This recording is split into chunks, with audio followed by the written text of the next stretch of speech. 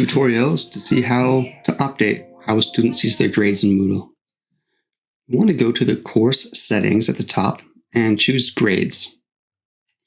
You want to make sure that the edit mode is on. And the example here, a scale is being used, but the default display is percentages.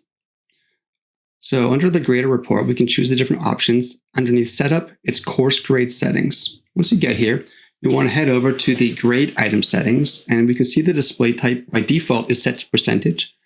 We're setting it to real now. And of most importance for this tutorial is the user report. We only want to have two that say show. That would be show percentage and show grades.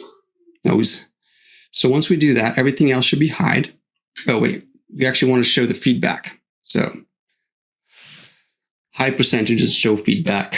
And then let's just see if it works. Okay, so we see the grade, we see the feedback, we're happy.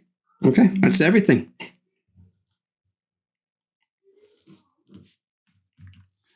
Just use this screenshot if you want to have a quick list of the different things you need to do in order to change the settings.